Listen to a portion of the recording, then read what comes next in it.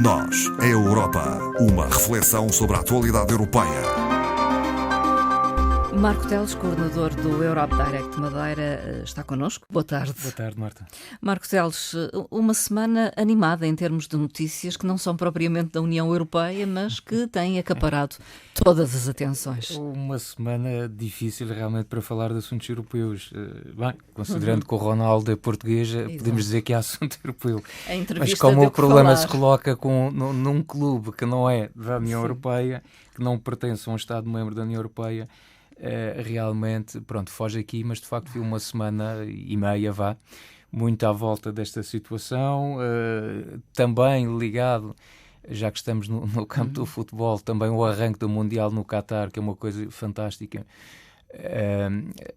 As polémicas que vão surgindo em torno da falta, e há a limitação de direitos humanos, o respeito pelas igualdades, pelas liberdades. Mas é curioso, deixa-me perplexo, que é o facto de só agora que estamos prestes a começar, é que parece que estamos indignados com a corrupção, com os lucros dos estádios, com a escravatura supostos abusos que terão havido na construção dos mesmos e com a falta de igualdade e de direitos e o respeito pelos direitos humanos. Quer dizer, é uma coisa surreal, porque o regime não mudou, já era assim quando houve a candidatura e quando foi aceito, e portanto é com alguma... Peço desculpa, mas é com alguma hipocrisia que decorre ali um Mundial fechado em estádios. Bom, é futebol, vamos pensar apenas no desporto e vamos tentar fazer vista grossa de tudo aquilo que se passa à volta, num cenário muito estranho, com figurantes pagos para andar com bandeiras das seleções, enfim. Não esperemos nada de muito bom nos próximos dias, enquanto decorrer o Mundial. Hoje há uma polémica em relação à venda de álcool dentro dos estádios. Também que o Qatar não concorda, a FIFA tem outra opinião. Bom, eu quase que me vejo obrigado a dizer o mesmo que disse o Sr. Presidente da República. Vamos esquecer isso e vamos nos concentrar na questão pura e simples do futebol, mas não deixa de haver alguma hipocrisia nisto. Nós, de facto, estamos lá e, portanto... Vamos ver, vamos acompanhar. Vamos aguardar e pronto, que a seleção chegue longe, é também o meu desejo, apesar de tudo isto. Entretanto, Donald Trump, também avançou com a candidatura às presidenciais americanas. Não é assunto europeu, mas obviamente tem depois impactos também com a Europa, mas... a candidatura de Trump às presidenciais de 2024 é quase surreal, depois do histórico de Trump nas últimas presidenciais e dos processos que ainda estão pendentes, por causa, nomeadamente, do problema do Capitólio, quando houve aquela invasão. Enfim, é quase inacreditável, mas é o que é e, portanto, vamos aguardar. Não acredito que vá haver ali muita possibilidade desta candidatura avançar como ele se calhar quer. Na minha opinião, espero bem que não, mas pronto, vamos aguardar. Entretanto, está a decorrer a COP27, de que se espera muito, mas que parece não trará grandes novidades. Não traria. Aliás, as expectativas para esta COP27, na minha opinião, ficaram muito aquém daquilo que aconteceu, por exemplo, no ano passado, na COP26 em Glasgow, na Escócia. Logo à partida, parece-me que o compromisso desta COP também, que acontece num país muito especial, mas de facto, se calhar por causa de todos os acontecimentos recentes, não teve grande desenvolvimento e a COP tem andado completamente esquecida. Não se ouve falar em particular deste evento. Aliás, hoje sim tem-se falado um pouco, porque supostamente terminaria precisamente hoje a COP27. Fala-se que haja a necessidade de prolongar um pouco mais, na medida em que havia aqui uma proposta da criação de um fundo para perdas e danos. Portanto, um fundo criado à escala mundial que permitisse que os países mais pobres, mas que não são, na verdade, os causadores da poluição ambiental, porque essa vem sobretudo de países desenvolvidos, sobretudo no passado, naquilo que fizemos nessa escalada para o desenvolvimento, e que esses países querem ser, de certa forma, compensados. E bem, o caso do Paquistão, agora, recentemente, devido a umas chuvas muito intensas e que tiveram um número alarmante de vítimas mortais, de prejuízos enormes, e, portanto, há esta exigência de haver um pacto mundial de ajuda, que é a única solução. Sim. Nós estamos na mesma casa, numa casa comum, é um planeta só, e, portanto, há aqui uma proposta da União Europeia para este fundo para perdas e danos, que vai alterar um bocadinho o normal desenrolar dos acontecimentos na COP.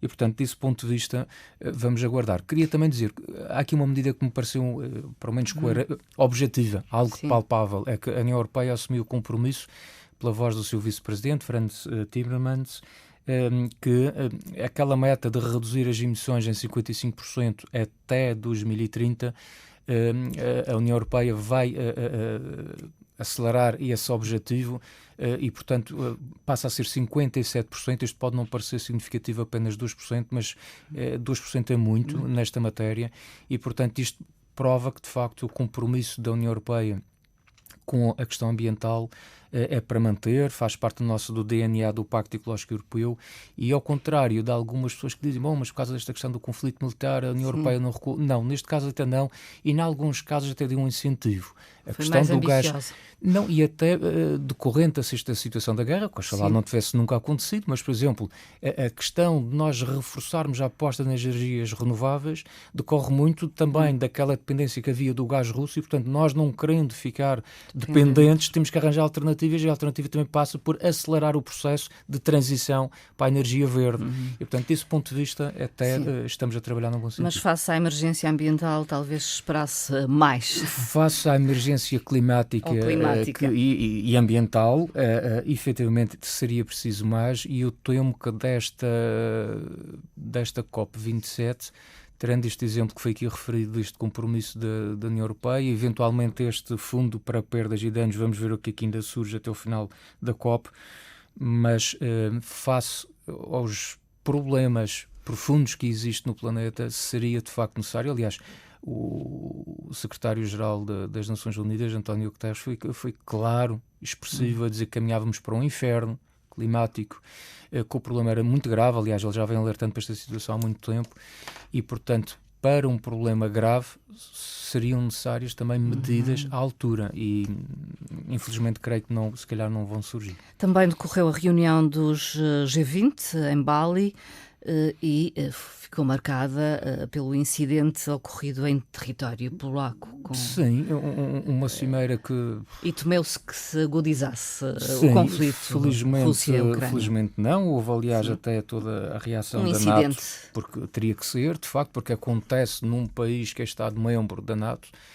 e da União Europeia. E da União Europeia, portanto, contrariamente às primeiras reações, neste caso ucranianas, apontando o dedo aos russos, e efetivamente não foi essa, ou aparentemente não terá sido essa a origem, terá sido mesmo míssil enviado pela Ucrânia, não de forma deliberada, acredito eu, mas como resposta, como defesa aos ataques russos. Eu ainda assim permito-me discordar de muita opinião que tenho lido esta semana e muita posição que tenho-me apercebido, que em última análise culpamos a Rússia.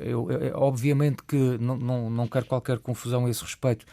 É óbvio que a atitude da Rússia perante a Ucrânia, desde o primeiro momento, desde o 24 de fevereiro até agora, tem sido inqualificável e injustificável. É de agressor. É de agressor e sem qualquer justificação, sem qualquer possibilidade de compreensão para aquilo que eles estão a fazer, mas efetivamente o ato de se defender, que depois ocorreu, por alguma razão, não correu bem e deu origem a este incidente, de facto começa na Ucrânia. Portanto, darmos aqui uma volta no sentido de dizer, em última análise, a culpa da Rússia. Quer dizer, sim, efetivamente a guerra foi iniciada pela Rússia, mas esta atitude de defesa foi pela Ucrânia e, obviamente, não terá sido deliberado, com certeza que não, mas deu origem a este incidente e eu creio que vejo no debate, na opinião pública, nos peritos que analisam estas situações, alguma preocupação em relação ao discurso da Ucrânia, ou neste caso o discurso de Zelensky.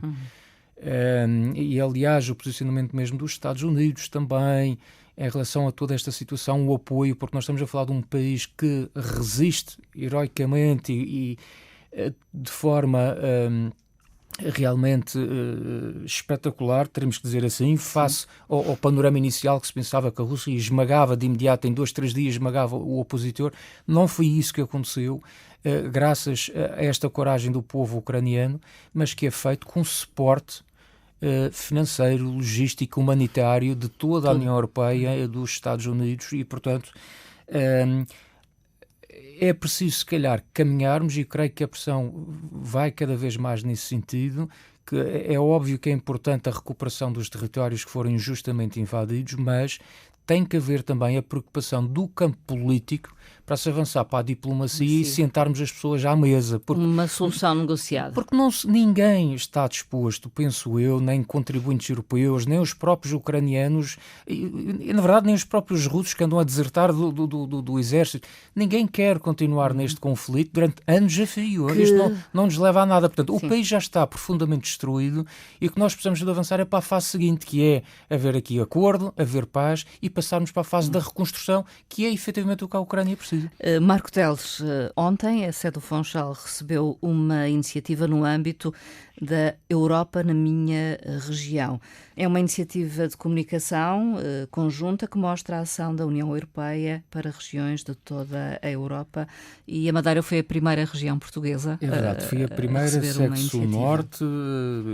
Estima-se que em 2023 novas iniciativas possam surgir também noutras regiões portuguesas e em outros Estados-membros, na Bulgária, Finlândia, França, Alemanha, Grécia, Itália e também está já programado para a Roménia.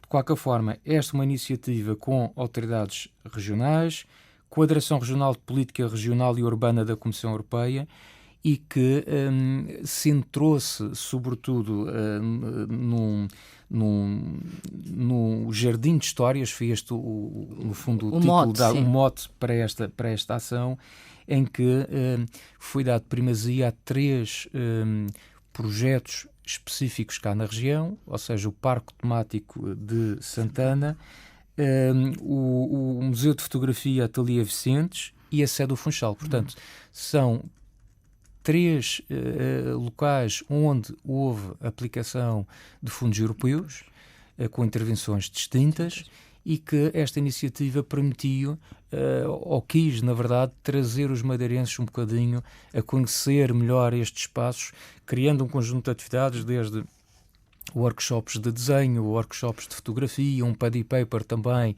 no parque temático aberto às famílias, e agora, ontem, para a conclusão deste projeto, houve um concerto fantástico dado pelo Conservatório Escola das Artes, no espaço da Sé, e depois no exterior, após o concerto, houve uma projeção nas paredes da Sé, que resultou muitíssimo bem em termos de imagem, sobre, no fundo, também um pouco a história da nossa região e a situação da própria da história da Sé também.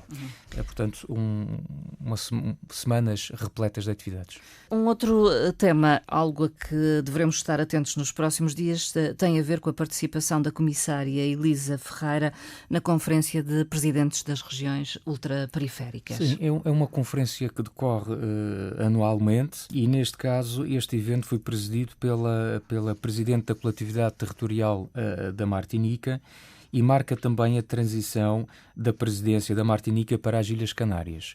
De qualquer forma, o teor deste encontro passa muito pela análise da estratégia renovada para as regiões ultraperiféricas, que já havia sido apresentada pela Comissão em maio, e, no fundo, haver aqui um entendimento das diversas RUP no sentido de reforçar o reconhecimento e o apoio que a Comissão Europeia possa dar, que a União Europeia possa dar às regiões ultraperiféricas. Portanto, esse reconhecimento das nossas dificuldades enquanto territórios insulares já existe, está no Tratado de Funcionamento da União Europeia, está explícito esse reconhecimento e a impossibilidade, em função das nossas condicionantes, algumas delas naturais, de nós podermos fazer pleno uso das nossas potencialidades. Portanto, esse reconhecimento de facto existe. Agora, é preciso que de facto nós possamos ser beneficiados ou reforçar os benefícios que já vamos tendo decorrentes dessas limitações que temos enquanto região ultraperiférica. No fundo é isso que está em cima da mesa, de conseguirmos um pouco mais em defesa das RUP. Em conferência de imprensa, a Comissão Europeia anunciou que 3 países reúnem atualmente condições para integrarem o espaço Schengen, e são países da União Europeia. Neste momento, o espaço Schengen tem exatamente 22 países envolvidos. Contrariamente ao que poderíamos pensar, nem todos são da União 22 Europeia. Da União Europeia, a que se juntam mais 4 que não pertencem à União Europeia. Portanto, a Islândia, a Noruega, Liechtenstein e a Suíça. Portanto, isto prefaz os tais 26. Espera-se agora que venham entrar, pelo menos foi essa a comunicação feita pela Comissão, que venham entrar mais 3, desde logo a Croácia, que já havia, de certa forma, luz verde para a entrada neste espaço, e depois a Bulgária e a Roménia, 2 Estados-membros que não estarão a reunir o consenso que é necessário, de resto, entre os restantes Estados-membros, mas que prevê-se venham de facto a integrar o espaço Schengen. Vamos recordar que o espaço Schengen é o espaço de livre circulação de pessoas, bens e serviços. Portanto, é um espaço de livre circulação e, portanto, desse ponto de vista seria importante que a Bulgária, a Croácia e a Roménia entrassem, e a decisão final ficará para uma reunião que irá acontecer, se não me falha a memória, no dia 8 de dezembro, ainda, portanto, este ano, e que aí vamos, de facto, ficar a saber se o espaço Schengen cresce ou não. E eu estou convencido que sim. Marco Teles, ficamos por aqui. Obrigada pela presença e participação. Bom fim de semana. Bom fim de semana. Obrigado.